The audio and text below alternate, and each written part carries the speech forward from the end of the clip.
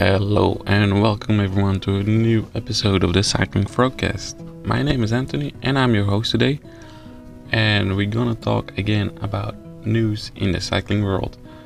We have transfer news, some results, upcoming races for some riders. What do we have more? Some big names that stops racing after these years, and doping again. But that is on the end of my podcast. I will start with the transfer news. Miguel Angel Lopez, the rumors were already there. He goes from Astana. In fact, he goes from having no team to Medellin APM. It's a big step down, but we know why that is. The doping allegations are still floating around him, connections with shady characters, etc. So he goes back to Medellin, to his home country. So yeah, he has a clause in his contract. If a world team wants him, he can leave at any moment in the season, and he will still ride some fairly good races. Like in the beginning of the season, he will ride San Juan. It's a race with like Evenepoel and riders like that, so that's not bad. But yeah, we will see him less, and I don't think we will see him if he stays at Medellin in really big races like Grand Tours or even World Tour races. I have no idea about that, what Medellin will get. Then we have also Schoenberger, one of the cyclists that is a victim of the BMB debacle. He found a team, Human Powered Health, American team.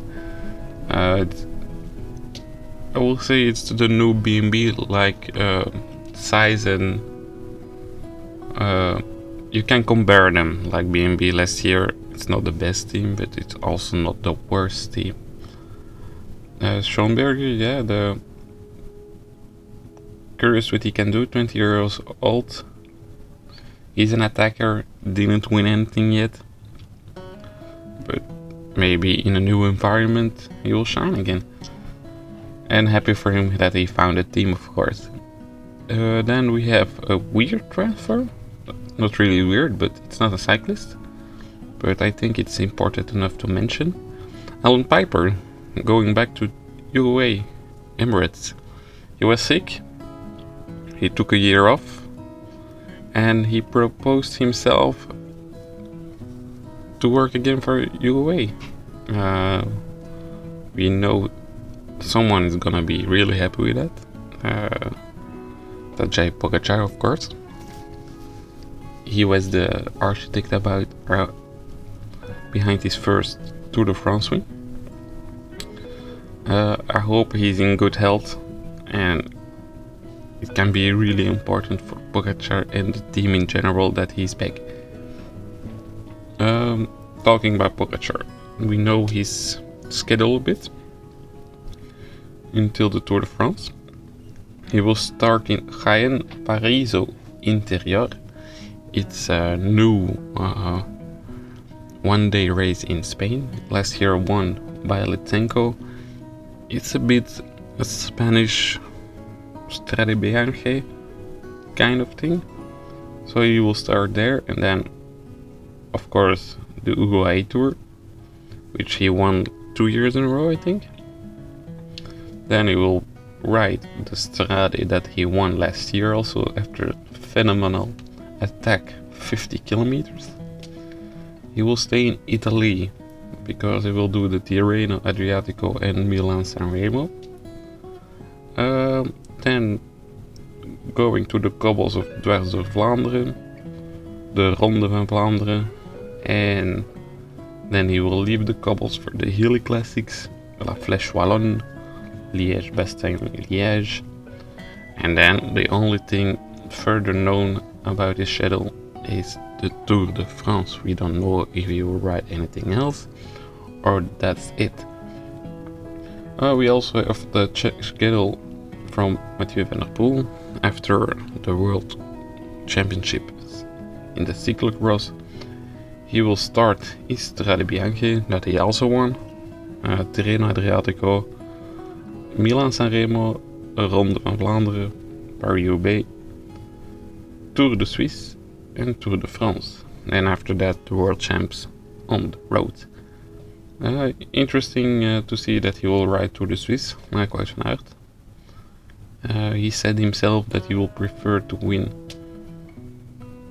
Paris-Roubaix or another monument instead of winning for the third time in Ronde van Vlaanderen. But I think he makes the most chance in Ronde van Vlaanderen, honestly. I think there will be always someone faster in Milan-San Remo. In Paris-Roubaix, yeah, I don't know. He can do it, but I have not a feeling he can win that this year. Surely with his back problems, let's hope it's solved when he starts his road season. Because we saw it in Zonhoven with Wout van Aert. He fell 2 times also. Wout van Aert was really good, made 0 mistakes. And MVP Mathieu van der Poel made some mistakes, and we are not used to that. The whole cyclo season already, he makes little mistakes, big mistakes. Yeah, that's weird to see from like someone that's always been like the best technical rider of the bunch, to see him make these mistakes. Maybe it's because of his back, no position on the bike.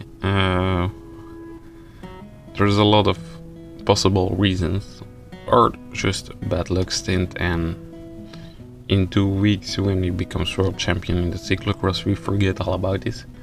That's also possible with Mathieu van der Poel. It's a phenomenal rider, and I hope he will be in top form then.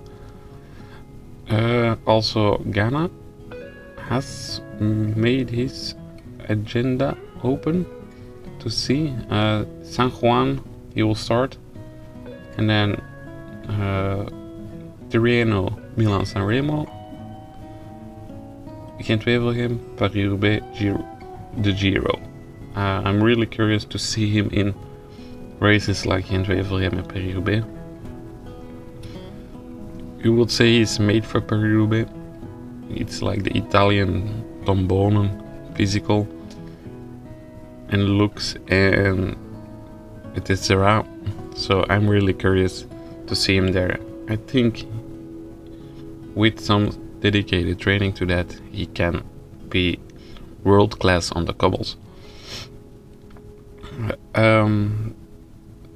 Then we have some news about 2 French riders that's going to stop. Cyril Gauthier has a few pro wins.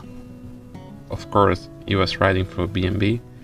He's 35 and he stops now. If you watch the Tour de France, there was a big chance that he was in the attack. So sad for him that he cannot choose when he stops his career himself, but that's the thing with the BMB debacle. A lot of riders gets fucked, and that's sad. With 35, it's a good age to stop. Also, and he had a pretty nice career in the spotlights. He tried more than 10 Tour de France's. That's a lot, and a lot of cyclists will dream about that. And then not a big surprise, but a little surprise that Thibaut Pinot will stop after this season. The last 2-3 seasons weren't that great anymore. A lot of physical problems, and I also suspect that it's mentally he's empty.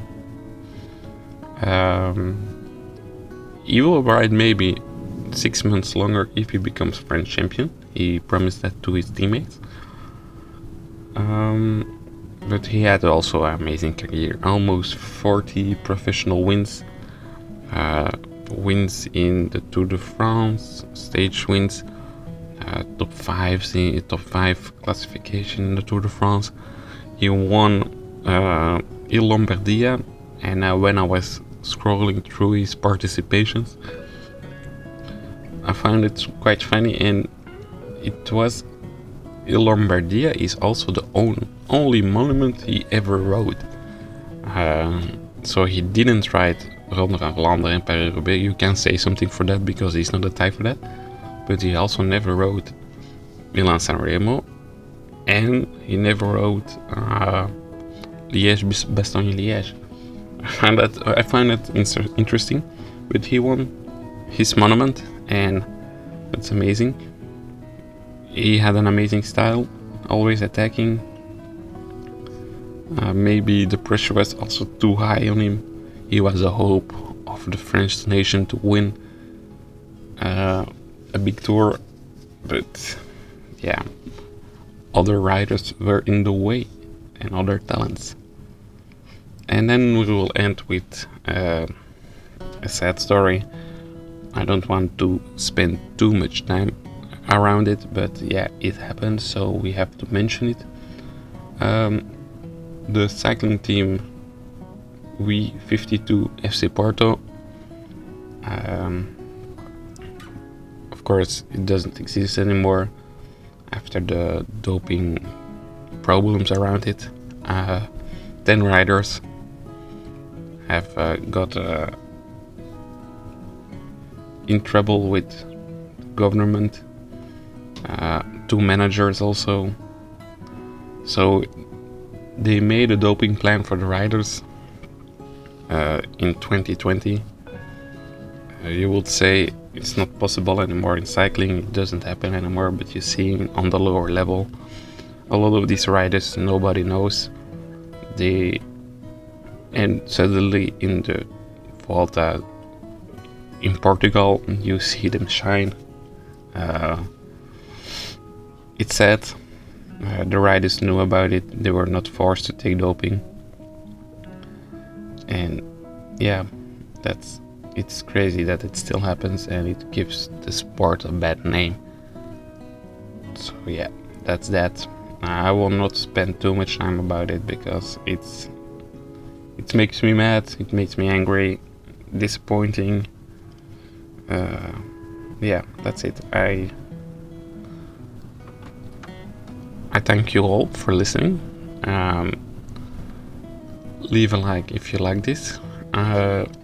Subscribe if you want more of this.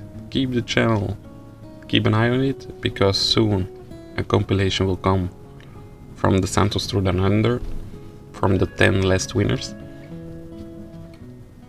Do you want to join me on this podcast? Let me know something. And until next week, bye bye.